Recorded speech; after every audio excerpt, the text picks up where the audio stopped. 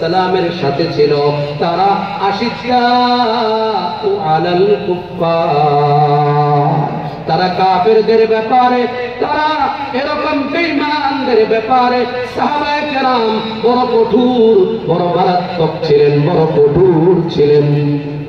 এদের সাথে কোনো আপোষ নেই। কাফেরদের ব্যাপারে বড় কঠোর, আশিদ্দা, বড় কঠোরতা।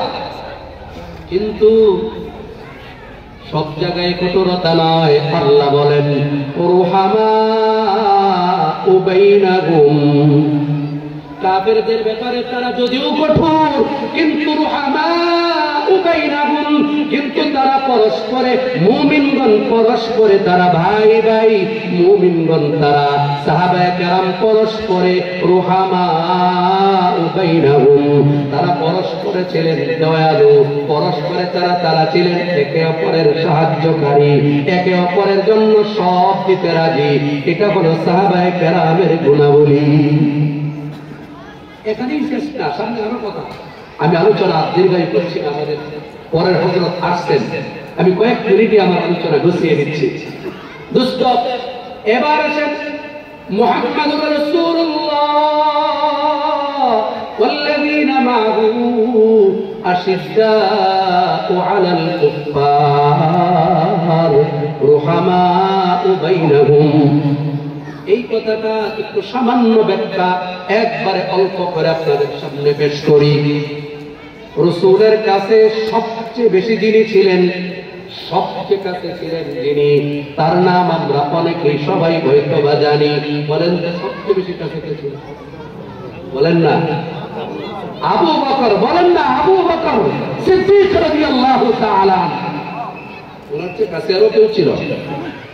ওনার চেয়ে কাছে আরো কেউ ছিল? না, ছিল না, নিশ্চিত থাকেন। উনি সবচেয়ে বেশি কাছে ছিলেন হযরত আবু বকর রাদিয়াল্লাহু আনহু, যিনি সব সময় রাসূলের পাশে, দুঃখে সুখে সব জায়গায় মুহাম্মদ সাল্লাল্লাহু আলাইহি ওয়াসাল্লামের পাশে হযরত আবু বকর সিদ্দিক রাদিয়াল্লাহু আনহু। ওনার অবস্থা হলো উনি খুব রহমওয়ালা, দিলওয়ালা মানুষ ছিলেন, খুব নরম প্রকৃতির মানুষ ছিলেন। রাসূলের সাথে যারা, আল্লাহ কোরআনে বলতেছেন কাফেরদের ব্যাপারে বড় কঠোর কিন্তু পরস্পরে বড় দয়ালু। হযরত আবু বকর রাদিয়াল্লাহু আনহু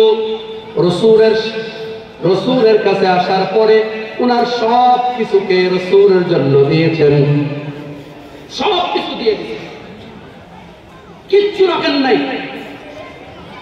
যদি বলা হতো জান করে নিয়ে নেন, মাল তো দিয়েই দিয়েছেন, সব কিছু দিয়ে দিয়েছেন।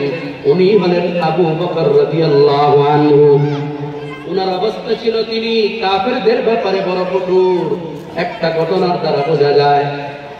আর উনি যে কত দিলওয়ালা, রহমওয়ালা মানুষ, কত দয়ালু, এটাও বোঝা যায় সাহাবায়ে কেরাম অন্যদের সাথে আচরণের দ্বারা, রাসূলের সাথে চলাফেরার দ্বারা, রাসূলের সাথে চলার দ্বারা বোঝা যায় আবু বকর রাদিয়াল্লাহু আনহু কত রহমওয়ালা মানুষ।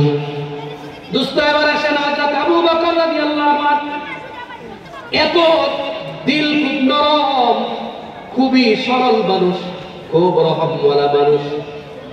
আবু বকর রাদিয়াল্লাহু আনহু যখন খলিফা হলেন, আল্লাহ রাসূল সাল্লাল্লাহু আলাইহি সাল্লামের ইন্তেকাল হয়ে গেল, সাহাবায়ে কেরাম হযরত আবু বকর রাদিয়াল্লাহু আনহুকে খলিফা নিযুক্ত করলেন।